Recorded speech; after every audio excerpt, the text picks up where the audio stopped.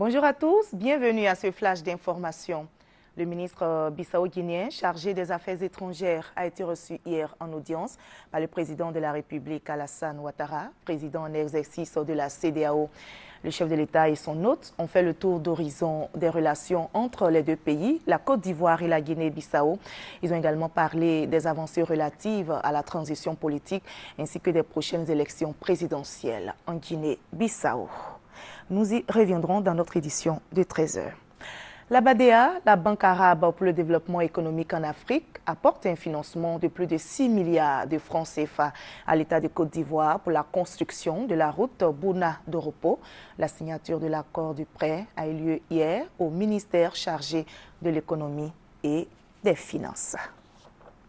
Des élèves d'établissements primaires appellent les enseignants à la reprise des cours. Ils étaient également associés donc à ce meeting des élèves du secondaire et ces élèves ont lancé ce message hier au cours d'un sit-in devant la cité administrative dans le district d'Abidjan. Le reportage de Francis Boifou. Contrairement à leurs camarades, ces élèves n'ont pas encore repris le chemin de l'école.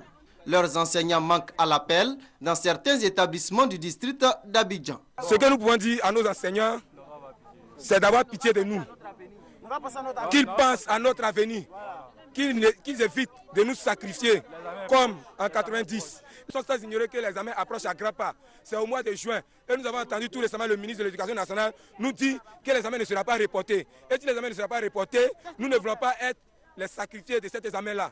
Car en réalité, là, les examens sont pour tout le monde. Il n'y a pas une session de remplacement pour certains élèves. Après le ministre de l'Éducation nationale et de l'enseignement technique, Kandia Kamara, ce sont les élèves qui ont décidé d'interpeller les enseignants.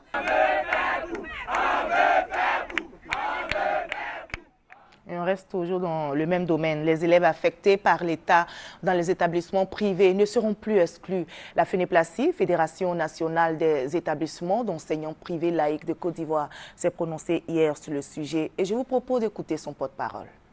Vu la résolution de l'Assemblée générale ordinaire du jeudi 28 mars 2013 portant sur le paiement des arriérés de frais de scolarité dus par l'État, vu le mot d'ordre d'expulsion des élèves affectés, pris par le bureau fédéral de la FENEPLACI, qui devrait prendre effet le mardi 16 avril 2013 à 7h30, suite aux différentes séances de négociation avec les autorités du ministère de l'Économie et des Finances, portant sur la question centrale du paiement des arriérés, notamment le respect du protocole de paiement convenu avec le DG du Trésor en date du 2 avril 2012, prenant acte des propositions concrètes faites par le Trésor, à savoir, premièrement, apurement dans la semaine en cours du reliquat de 6,5 milliards de l'échéance de décembre 2012.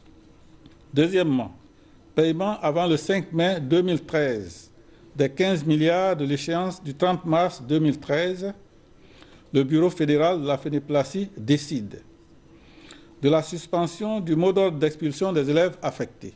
Par conséquent, le Bureau fédéral invite tous les fondateurs des établissements privés d'enseignement et de formation à accueillir les élèves affectés le mardi 16 avril 2013 à 7h30, fait à Abidjan le 15 avril 2013 pour la FENEPLACI, le porte-parole.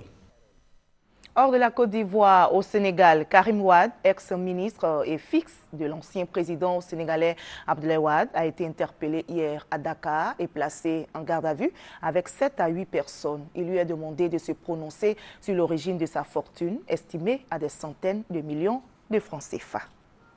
Aux États-Unis, 2 violentes explosions sont survenues hier près de la ligne d'arrivée du marathon de Boston, en plein centre-ville, alors que 26 000 personnes participaient à la course. Et selon un dernier bilan toujours provisoire, ils auraient fait donc 3 morts et plus d'une centaine de blessés. Des engins explosifs ont été retrouvés dans la ville. Les investigations se poursuivent pour retrouver les auteurs de ces explosions.